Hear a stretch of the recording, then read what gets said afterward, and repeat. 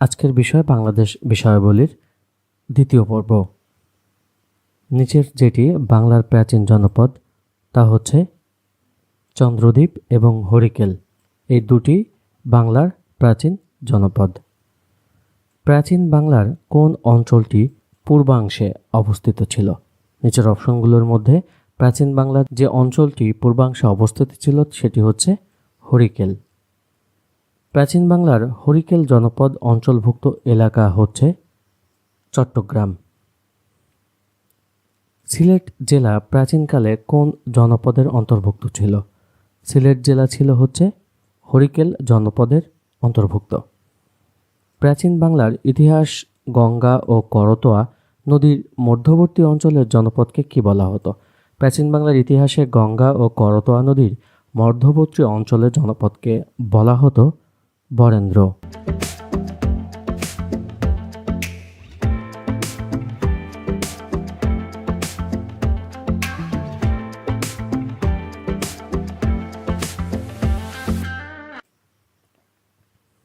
বাংলাদেশের একটি প্রাচীন জনপদের নাম হচ্ছে রাঢ়।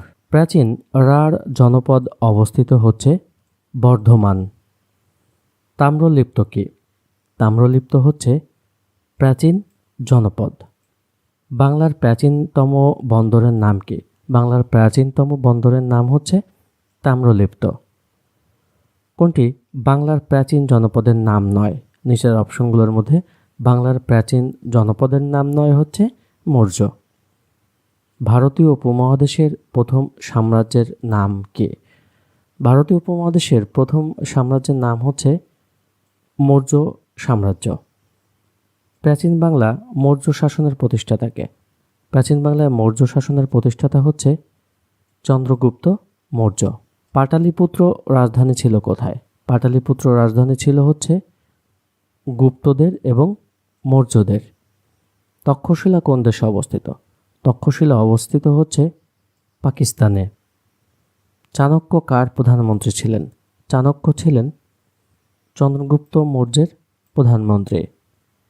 চাণক্য ছিলেন প্রাচীন ভারতের একজন বিখ্যাত অর্থনীতিবিদ এবং কূটনীতিক। প্রাচীন ভারতের কোন শাসকের অপর নাম বিক্রমাদিত্য ছিল? সঠিক উত্তর হচ্ছে দ্বিতীয় চন্দ্রগুপ্ত। মহাকবি কালিদাস যে যুগের কবি ছিলেন?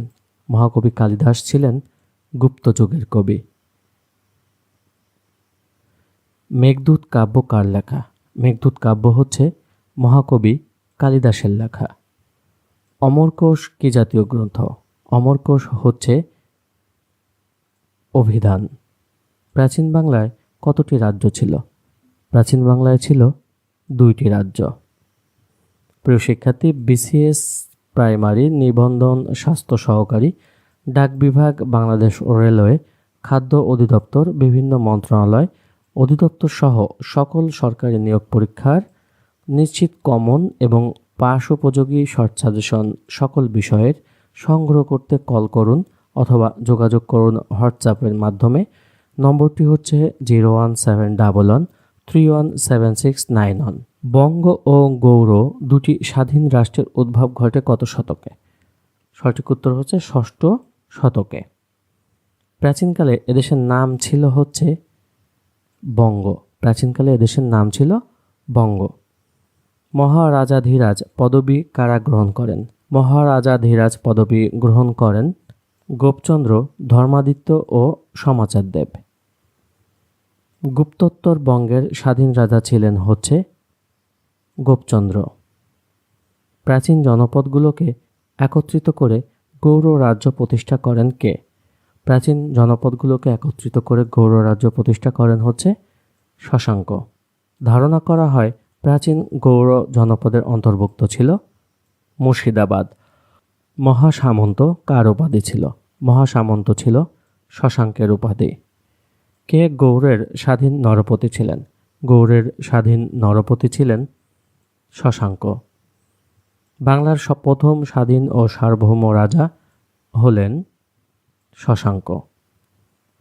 অবিভক্ত বাংলার সর্বপ্রথম রাজা কাকে বলা হয়? অবিভক্ত বাংলার সর্বপ্রথম রাজা বলা হয় শশাঙ্ককে। প্রাচীন গৌড়ের রাজধানী ছিল কোনটি? প্রাচীন গৌড়ের রাজধানী ছিল কর্ণ সুবর্ণ। শশাঙ্কের রাজধানী কি ছিল? শশাঙ্কের রাজধানীর নাম ছিল ঢাকা।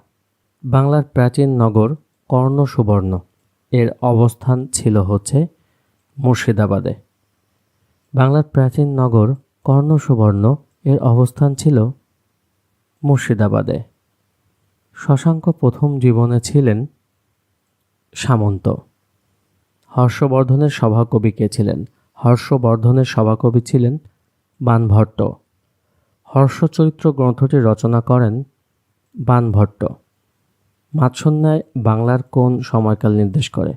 মাৎস্যন্যায় নির্দেশ করে সপ্তম থেকে অষ্টম শতক। মাৎস্যন্যায় ধারণাটি কিসের সাথে সম্পর্কিত? মাৎস্যন্যায় ধারণাটি সম্পর্কিত হচ্ছে আইন শৃঙ্খলাহীন অরাজক অবস্থার সঙ্গে। মাৎস্যন্যায় নির্দেশ করে রাজনৈতিক পরিস্থিতি। মাৎস্যন্যায় নির্দেশ করে শশাঙ্ক পরবর্তীকাল।